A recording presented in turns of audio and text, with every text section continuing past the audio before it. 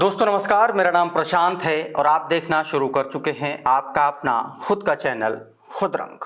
Bahujan Samaj party से जुड़ी दो तीन बहुत इंपॉर्टेंट खबरें हैं, लेकिन एक खबर ऐसी है जो सीधे तौर पर बहन कुमारी मायावती जी के उस बयान से जुड़ी है, जिसके बाद खास तौर पर समाजवादी पार्टी को बड़ी दिक्कतों का सामना करना पड़ सकता है। दोस्तों, दो तीन ऐसी खबरें हैं जिसको लेकर के बहुजन समाज पार्टी पिछले कुछ दिनों से लगातार चर्चा का केंद्र बनी रही है। सबसे पहले आपको कुछ खबरें बताते हैं, फिर उसके बाद बहन जी का वो बयान, वो ट्वीट भी बताएंगे जिसको लेकर के बहुत दिनों से समाजवादी पार्टी और बहुजन समाज पार्टी के कार्यकर्ताओं पदाधिकारियों के बीच जोरदार तरीके से मामला ठना हुआ नजर आ रहा था। तो दोस्तों, आप सभी को पता है कि बहुजन समाज पार्टी की सुप्रीमो बहन कुमारी मायावती जी ने बीते दिन यानी कि 16 अप्रैल को बहन कुमारी मायावती जी ने संगठन की खास तौर पर उत्तर प्रदेश और उत्तराखंड के पदाधिकारियों की एक बहुत इंपॉर्टेंट और महत्वपूर्ण बैठक बुलाई थी। इस बैठक में बहन कुमारी मायावती जी ने जो निर्देश दिए वो आप सभी को पता है कि भाईचारा कमेटी और संगठन को मजबूत करने के निर्देश दिया। किस तरीके से सर्व समाज को बहुजन समाज पार्टी में कम से कम विधानसभा स्तर पर जोड़ा जाए। संगठन में बड़े बदलाव भी हुए हैं। कल तमाम सारे पदाधिकारी मौजूद थे, मुनकाद अली से लेकर के शमशुद्दीन राइन और रामजी गौतम से लेकर के सतीश चंद्र मिश्रा तक सारे के सारे लोग मौजूद थे। और ये बैठक लगभग 2 घंटे तक बहन कुमारी मायावती जी ने इस बैठक को लिया।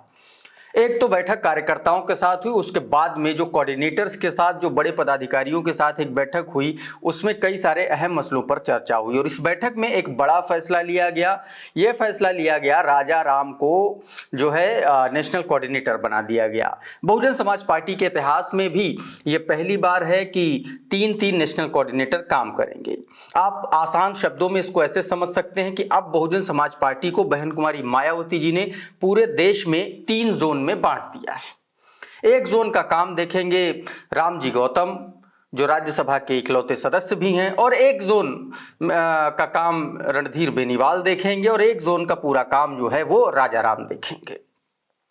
तो ये एक खबर है। इस खबर को अंदर तक एनालिसिस हम थोड़ा आगे करेंगे, लेकिन सबसे पहले मैं आपको वो मुख्य खबर के बारे में बता देता हूं जो बहुत दिनों से चर्चा का विषय बनी हुई है।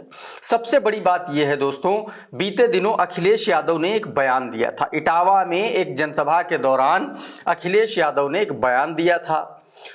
इस बयान में इस रैली को संबोधित करते हुए अखिलेश यादव ने कहा था कि 1991 के लोकसभा चुनाव में मुलायम सिंह यादव जी ने जो है मदद की थी मान्यवर साहब कांशीराम की, तब वो संसद तक पहुंच पाए थे। इसको लेकर के तीखी प्रतिक्रिया बहुजन समाज पार्टी के तमाम पदाधिकारियों की तरफ से उसी दिन से लगातार आ रही थी। लेकिन अब इस मामले में बहन कुमारी मायावती जी ने सीधा मोर्चा खोल दिया है।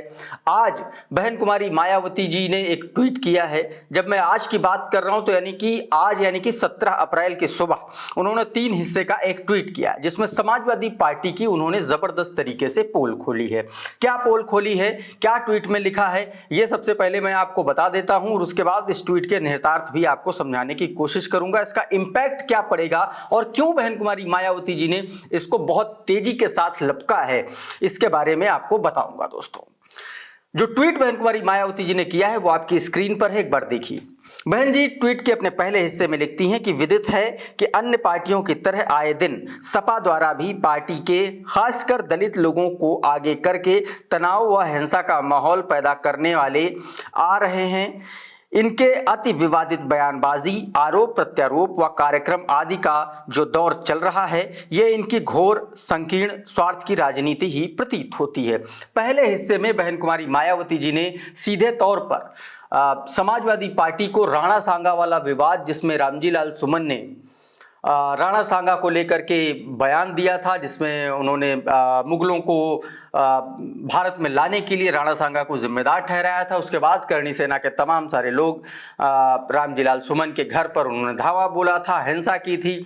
और इसी को लेकर के बहन कुमारी मायावती जी ने यह बयान दिया कि इनकी पार्टी के जो दलित शोषित वंचित वर्ग के जो नेता हैं उनको बरगला रहे हैं अखिलेश यादव और समाजवादी पार्टी के बड़े नेता, और इसीलिए दलितों के खिलाफ एक बड़ी साजिश समाजवादी पार्टी कर रही है।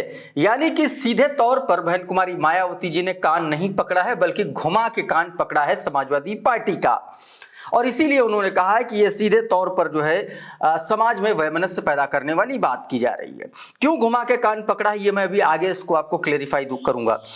दूसरे हिस्से का जो ट्वीट है उसमें बहन कुमारी मायावती जी लिखती हैं, क्योंकि सपा भी दलितों के वोटों के स्वार्थ की खातिर यहां किसी भी हद तक जा सकती है, अतः दलितों के साथ साथ अन्य पिछड़ों और मुस्लिम समाज आदि को भी इनके किसी भी उग्र बहकावे में नहीं आकर इन्हें इस पार्टी के भी राजनीतिक हथकंडों का शिकार होने से बचना चाहिए।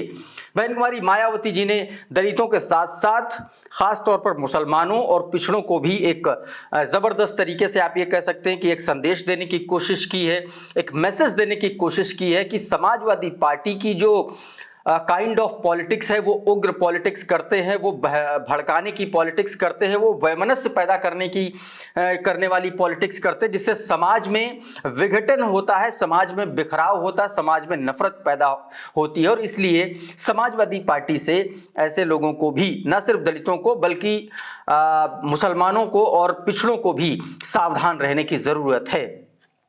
तीसरे हिस्से के ट्वीट में बहन कुमारी मायावती जी लिखती हैं, ऐसी पार्टियों से जुड़े अवसरवादी दलितों को दूसरों के इतिहास पर टीका टिप्पणी करने की बजाय यदि वे अपने समाज के संतों, गुरुओं व महापुरुषों की अच्छाइयों एवं उनके संघर्ष के बारे में बताएं तो उचित होगा, जिनके कारण ये लोग किसी लायक बने हैं। सीधे तौर पर बहन कुमारी मायावती जी ने बिना अखिलेश यादव का नाम लिए यह कह दिया कि इन वर्गों के लोग जो टीका टिप्पणी कर रहे हैं, दूसरों पर जो लोग टीका टिप्पणी कर रहे हैं, इनको कम से कम अपने संतों, अपने समाज के संतों, गुरुओं के बारे में लोगों को बताना चाहिए, जागरूक करना चाहिए, जिसकी वजह से ये लोग इस लायक बने हैं, बोलने लायक बने हैं। दोस्तों, ये बहन कुमारी मायावती जी का ट्वीट, आखिरी हिस्से का जो ट्वीट आप देख रहे हैं, इसके बिटवीन द लाइंस अगर समझने की कोशिश करेंगे तो इसमें आपको बहुत सारी बातें क्लियर हो जाएंगी। मसलन मान्यवर साहब को लेकर के अखिलेश यादव द्वारा दिए गए उस बयान को इस ट्वीट से जोड़ा जा सकता है, क्योंकि सीधे तौर पर बहन कुमारी मायावती जी ने सीधे तौर पर कहा कि अवसरवादी दलितों को दूसरों के इतिहास पर टीका टिप्पणी करने की बजाय जो है अपने समाज के संतों, गुरुओं और महापुरुषों की अच्छाइयों, उनके संघर्ष के बारे में बताना चाहिए। रामजी लाल सुमन का बिना नाम लिए सीधे तौर पर बहन कुमारी मायावती जी ने एक बड़ा हमला बोला है, और न सिर्फ रामजी लाल सुमन बल्कि पूरी समाजवादी पार्टी और अखिलेश यादव को एक कड़ा मैसेज दिया है कि मान्यवर साहब पर आपने कोई एहसान नहीं किया है। इसको लेकर के बीते दिनों सरफराज राइन से लेकर के विश्वनाथ पाल तक तमाम सारे लोगों ने इस पर अपनी प्रतिक्रिया दी है। सबसे पहले आपको मैं सुनाता हूं कि अखिलेश यादव ने इस पूरे मसले पर क्या कहा था, और उसके बाद इस पर सरफराज राइन का क्या बयान आया था, यह भी मैं आपको सुनाऊंगा। दोस्तों सुनिए जरा। जहां ये इतिहास है वहीं ये भी है कि बहुजन समाज पार्टी के संस्थापक को अगर लोकसभा में किसी ने पहुंचाया था तो यहीं के मतदाता खड़े हुए ने उन्होंने लोकसभा में पहुंचाने का काम किया था। वो जीत नहीं पा रहे थे कहीं से, वो नहीं जीत पा रहे थे कहीं। वो राजनीतिक परिस्थितियां कैसी थी यहाँ के, हालांकि हमारे पूर्व सांसद आदरणीय राम सिंह साकी जी बैठे हैं, इनके सामने नहीं कहना चाहिए, लेकिन ये बात इतिहास में दर्ज है कि उस समय पर संस्थापक जी को, काशी राम जी को अगर जिताने का काम किसी ने किया था तो नेताजी और समाजवादी लोगों ने लोकसभा में पहुंचाया था। इनके बारे में पहले तो एक हमारे यहाँ कहावत है, सर सजदे में दिल दगाबाजी में। तो ये उनका काम है, सर सजदे में दिल दगाबाजी में। मान्यवर साहब एक बहुत हस्ती हैं, बहुत बड़ी हस्ती थी।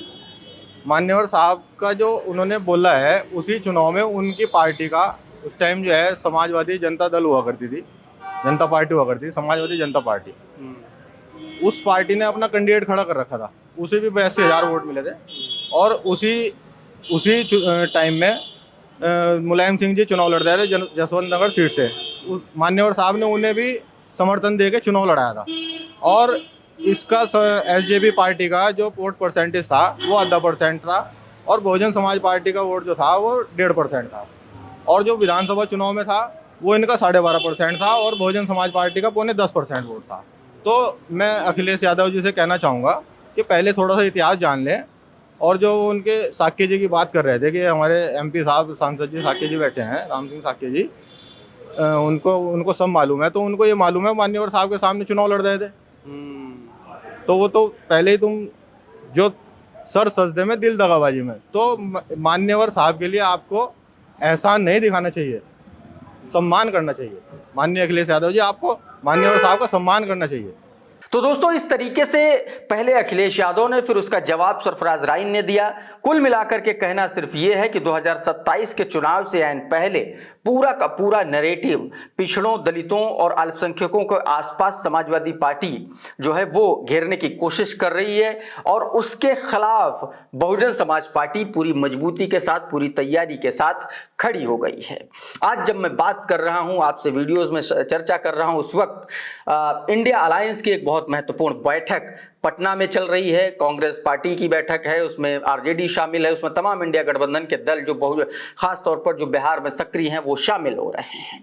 ऐसे में यह माना जा रहा है कि उत्तर प्रदेश और बिहार की राजनीति में एक बड़ा बदलाव आने की तैयारी की जा रही है। दूसरी तरफ बहन कुमारी मायावती जी दिल्ली पहुंच चुकी हैं, क्योंकि 24 तारीख को बताया जा रहा है कि आकाश आनंद के छोटे भाई ईशान आनंद की शादी है और उससे पहले बहन कुमारी मायावती जी वहां पहुंची हैं। जो 3 कोऑर्डिनेटर, नेशनल कोऑर्डिनेटर्स बनाए गए हैं, उसमें अगर आप देखेंगे तो राजा राम को जो प्रभार दिया गया है वो साउथ के कुछ स्टेट्स का काम सौंपा गया है। उसमें तमिलनाडु है, उसमें महाराष्ट्र है, 1-2 और स्टेट है। इसी तरीके से रामजी गौतम की बात करेंगे तो उनको भी बिहार, झारखंड और इस तरीके से कई सारे, छत्तीसगढ़, मध्य प्रदेश, राजस्थान, इस तरीके के स्टेट्स उनको दिए गए हैं। वहीं रणधीर बेनीवाल की अगर बात करेंगे तो रणधीर बेनीवाल के पास हरियाणा है, पंजाब है, हिमाचल है, इस तरीके के स्टेट जो है वो रणधीर बेनीवाल को दिए हैं। यानी कि पूरे देश को 3 हिस्सों में बहन कुमारी मायावती जी ने बहुजन समाज पार्टी के कोऑर्डिनेटर्स के बीच में बांटा हुआ है। और ऐसे में यह माना जा रहा है कि बहुजन समाज पार्टी ने पार्टी के भीतर जो एक डिसैटिस्फैक्शन था कैडर में कि हमको मौका नहीं मिल रहा है, इतने दिन से हम घिस रहे हैं, इतने दिन से काम कर रहे हैं, ऐसे में तीनों बड़े नेताओं के जो समर्थक हैं उनको कहीं ना कहीं बैलेंस करने की भी कोशिश बहन कुमारी मायावती जी ने की है। और इस दांव के आसरे पार्टी में भी जो बगावती सुर उठ रहे थे, कहीं ना कहीं बगावत की खबरें आ रही थी, बहन कुमारी मायावती जी खुद कह रही थी, उसको भी कहीं ना कहीं उन्होंने मैनेज करने का काम किया है। तो अब देखना होगा कि आकाश आनंद की वापसी हो चुकी है, 3 नेशनल कोऑर्डिनेटर बन चुके हैं, उत्तर प्रदेश में भाईचारा कमेटियां बन रही हैं और इधर सीधे तौर पर बहुजन समाज पार्टी दलित मुस्लिम समीकरण को सीधे तौर पर साधने की कोशिश कर रही है। और अखिलेश यादव को करारा जवाब बहन कुमारी मायावती जी खुद फ्रंट पर आकर के दे रहे हैं। इन सारी तैयारियों के मद्देनजर 2027 का ऊंट किस करवट बैठेगा ये अभी कहना बहुत जल्दबाजी होगी, लेकिन एक बात कही जा सकती है जो सामने दिखलाई पड़ रही है कि बहुजन समाज पार्टी पिछले कई सालों में जो स्फूर्ति नहीं दिख रही थी वो तरीका, वो उस तरीके से काम में जो ऊर्जा है वो दिखलाई पड़ रही दोस्तों।